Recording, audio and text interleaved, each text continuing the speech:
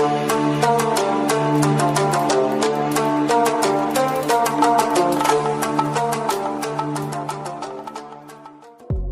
दोस्तों, आज हम इस वीडियो में बात करने वाले हैं किस श्राप की वजह से घट रहा है गोवर्धन पर्वत।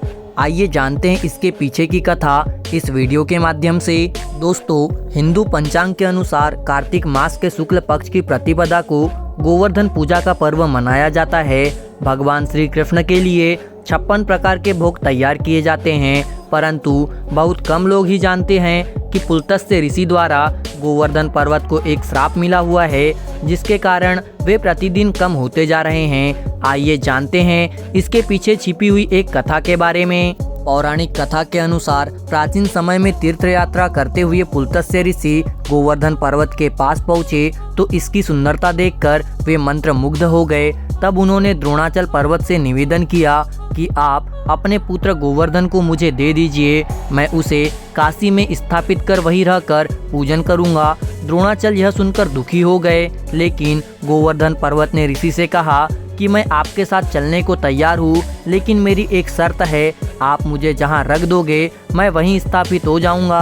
पुलत्स्य ने गोवर्धन की यह बात मान ली। फिर गोवर्धन ने ऋषि से कहा कि मैं 2 योजन ऊंचा और 5 योजन चौड़ा हूँ, आप मुझे काशी कैसे ले जाएंगे। तब पुलत्स्य ऋषि ने कहा कि मैं अपने तपोबल से तुम्हें अपनी हथेली पर रखकर ले जाऊंगा। तब गोवर्धन पर्वत ऋषि के साथ चलने के लिए सहमत हो गए। रास्ते में ब्रज आया, उसे देखकर गोवर्धन सोचने लगे कि भगवान श्री कृष्ण राधा जी के साथ यहाँ आकर बाल्यकाल और किशोर काल की बहुत सी लीलाएं करेंगे। तब उनके मन में यह विचार आया कि वह यहीं रुक जाए। यह सोचकर गोवर्धन पर्वत पुलत्स्य ऋषि के हाथ में और अधिक भारी हो गया, जिससे ऋषि को विश्राम करने की आवश्यकता महसूस हुई। इसके बाद ऋषि ने गोवर्धन पर्वत को ब्रज में रखकर विश्राम करने लगे। ऋषि ये बात भूल गए थे कि उन्हें गोवर्धन पर्वत को कहीं रखना नहीं है।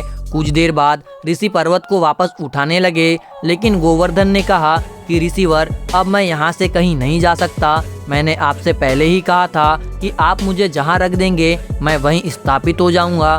तब पुलत्स्य उसे ले जाने की हट करने लगे, लेकिन गोवर्धन वहां से नहीं हिले।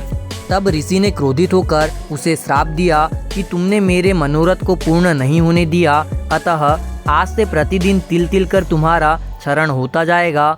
फिर एक दिन तुम धरती से समाहित हो जाओगे। तभी से गोवर्धन पर्वत तिल तिल करके धरती में समा रहा है। कहा जाता है कि कलयुग के अंत तक यह धरती में पूरा समा जाएगा। द्वापर युग में भगवान श्री कृष्ण ने इसी पर्वत पर कई लीलाएं की थी। इसी पर्वत को इंद्र का मान मर्दन करने के लिए उन्होंने अपनी सबसे छोटी अंगुली पर 3 दिनों तक उठाकर रखा था। दोस्तों, आपके लिए बहुत मेहनत से पोस्ट लाते हैं, एक लाइक ज़रूर करें और कमेंट्स करके ज़रूर बताएं कि वीडियो आपको कैसा लगा, और चैनल को सब्सक्राइब ज़रूर से ही करिएगा। मुझे पूरा यकीन है आपका दिल बहुत बड़ा है, आप इस पोस्ट को लाइक और चैनल को सब्सक्राइब ज़रूर करेंगे।